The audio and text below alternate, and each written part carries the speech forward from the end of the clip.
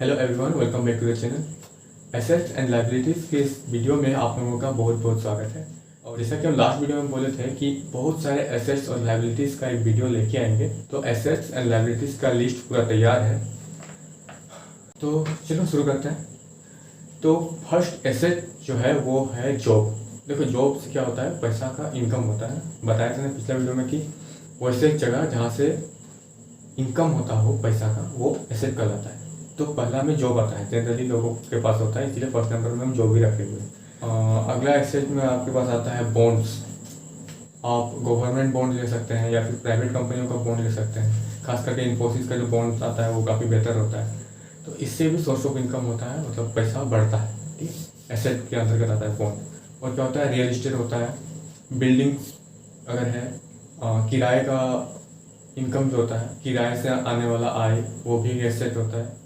और भी कुछ चीज़ें जैसे कि आर्ट्स, मान लेते हैं आपके पास कुछ आर्ट है, पेंटिंग बना लेते हैं या सॉन्ग्स, वीडियोस या मूवीज़, तो इनसे भी रॉयल्टी आता है। या फिर कोई बुक लिख लेते हैं तो इससे भी रॉयल्टी मिलता है। जब भी कोई बुक बिकता है ना, तो उसमें से कुछ कुछ रॉयल्टी आता है। तो ये भी एक एसेट है। और एफडी, अगर आप बैंक में एफडी किए हुए हैं तो एफडी से भी पैसा बढ़ रहा होता है, ये भी एसेट है। ज्वेलरी के मामले में आता है गोल्ड, खास करके। और गोल्ड हमेशा महंगाई को बीट करते हुए चला है, तो मेरे हिसाब से गोल्ड बहुत बेहतर ऑप्शन है इन्वेस्टमेंट के लिए। तो आप गोल्ड में इन्वेस्ट कर सकते हैं, ये भी एक एसेट है। ठीक है, और क्या चीज़ है, इन्वेस्ट के मामला में ही है स्टॉक, शेयर मार्केट से रिलेटेड, तो जो कि हमको बहुत पसंद है खास करके। और आने वाले कई सारे वीडियोस में हम लोग शेयर मार्केट से रिलेटेड भी बात करेंगे। लेकिन अगर हम अभी शेयर मार्केट के बारे में बताने लगे ना, तो आप लोगों को समझ में नहीं आएगा। इसीलिए बिल्कुल बेसिक लेवल से बात को हम लेके जा रहे हैं, जिसमें हम एसेट्स और लायबिलिटी बताएं। और वीडियो में हम क्या बताएं, हाँ ये बताएं कि हम लोग क्यों अमेरिका नहीं जा सकते हैं, नहीं जा पाते हैं, तो हमारे में कमी क्या है उसको बताएं। और इस वीडियो में आपको एसेट बता रहे हैं, इतने सारे एसेट्स क्यों बता रहे हैं, ताकि आप लोग अपना एक लिस्ट बना सकें और आप लोगों को ये पता चल सके कि आप लोग किस डायरेक्शन में जा रहे हैं, अमीरी की ओर कि गरीबी की ओर। स्टॉक्स बहुत अच्छा, बहुत बेहतरीन चीज़ है, इसके बारे में फ्यूचर में बताएंगे, अपकमिंग वीडियोस में बताएंगे, लेकिन अभी नहीं बता सकते हैं। अभी आप लोगों को समझ में आएगा ही नहीं चीज़। ठीक है, तो आप स्टॉक्स में भी इन्वेस्ट कर सकते हैं। और जिनको स्टॉक का नॉलेज नहीं है उनके लिए म्यूचुअल फंड है, ठीक है, वो भी एक एसेट है। या फिर आप SIP कर सकते हैं, वो भी एक एसेट है। फिर आता है यूट्यूब। यूट्यूब भी एसेट ही है, यूट्यूब से भी सोर्स ऑफ इनकम है, यहाँ से भी पैसा का इनकम होता है। तो यूट्यूब भी एक अच्छा इन्वेस्टमेंट है। और मेरे पास लिस्ट में क्या है, डिविडेंड। स्टॉक्स में जब आप शेयर्स खरीदते हैं ना, तो उसमें से कुछ भी डिविडेंड मिलता है, डिविडेंड भी उसी का एक हिस्सा होता है, ये भी एक एसेट है। फिर क्या है, ब्याज। सपोज आप किसी को कुछ पैसे दिए हुए हैं इंटरेस्ट पे, वो आपको पैसा थोड़ा अधिक करके इंटरेस्ट के साथ लौटाता है, तो ये क्या हो गया, ब्याज हो गया, यानी कि ये भी एसेट है। ये पहले साहूकारी के ज़माने में हुआ करता था कि इंसान एक दूसरे इंसान को पैसा देता था और बदले में उससे ज़्यादा मिलता था। लेकिन आजकल ऐसा होता नहीं है। आजकल ये चीज़ आपको मिल जाएगा बैंक में, अब बैंक में पैसा दीजिए, FD कीजिए, तो उसमें रिटर्न मिलता है ब्याज के तौर पे। क्या, बिजनेस। हाँ, बिजनेस से भी सोर्स ऑफ इनकम है, वो भी आपके जेब में पैसा डालता है। तो बिजनेस भी एक बहुत अच्छा एसेट है। सबसे अच्छा एसेट जो है वो है माइंड। अपना बुद्धि में इन्वेस्टमेंट कीजिए, खर्चा कीजिए, वो आपको बहुत ज़्यादा हाई रिटर्न देने वाला है। सबसे ज़्यादा रिटर्न देगा माइंड। तो एक बार हम फिर से बता देते हैं, कई सारे एसेट में से आता है job, bond, real estate, arts या फिर पेंटिंग्स वगैरह, जितना भी है, बुक्स वगैरह अगर आप लिख लेते हैं सपोज, तो वो सब से आपको रॉयल्टी मिलता है, वो भी एक एसेट है। गोल्ड है, आप FD करवा सकते हैं, फिक्स डिपॉजिट वगैरह। लेकिन FD के लिए हम फ्यूचर वाले वीडियोस में मना करने वाले हैं, और FD मत ही कीजिए, क्योंकि उसका रीज़न ये है ना कि FD हम लोग को रिटर्न उतना नहीं देता है जितना रिटर्न मिलना चाहिए। एक्चुअली जो महंगाई दर है उससे भी कम रिटर्न मिलता है FD में, तो FD को इसलिए से हटा देते हैं। फिर आता है स्टॉक्स, म्यूचुअल फंड, SIP। हाँ, अगर आप यूट्यूबर हैं तो यूट्यूब से तो इनकम हो ही जाएगा। डिविडेंड्स है, और क्या है, बिजनेस है, डिविडेंड्स, बिजनेस, बिल्डिंग्स, इससे आपको सोर्स ऑफ इनकम बढ़ता है। ठीक है, और भी कुछ तरह की चीज़ें होती हैं।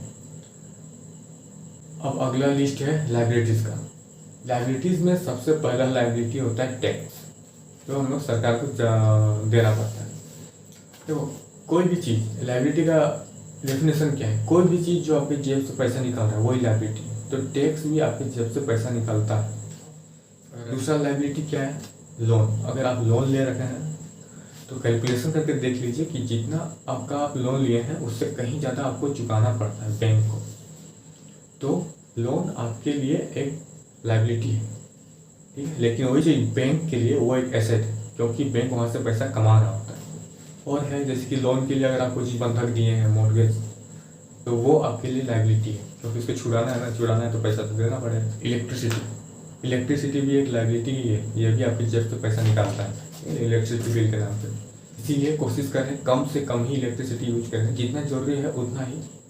बेकार का फैन या लाइट वगैरह है तो सबको ऑफ कर देना चाहिए, ज़रूरत के हिसाब से ही इलेक्ट्रिसिटी यूज करना चाहिए।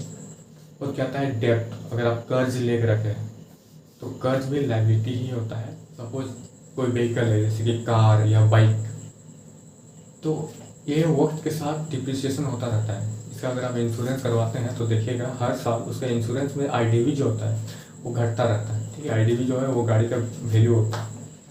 तो हर साल अगर वो घट रहा है इसका मतलब वो डिप्रिसिएशन हो रहा है। गाड़ी का वैल्यू हर साल घटता है, प्लस उसका जो मेंटेनेंस है, गाड़ी का मेंटेनेंस, उसका मोबिल ग्रीस से लेके उसका पेट्रोल डीजल जो है ये पूरा खर्चा, यानी कि गाड़ी एक हिसाब से पूरी तरह से लाइबिलिटी होता है। लेकिन डिपेंड करता है कि आप उसका यूज कैसा करते हैं। सपोज मान लेते हैं वही आपका सोर्स ऑफ इनकम, जैसे कि गाड़ी अगर किसी दिन कहीं भाड़े पे चला गया, या फिर सपोज आपके पास एक हाईवा है, तो हाईवा तो पूरी तरह से आपका एसेट ही हो गया।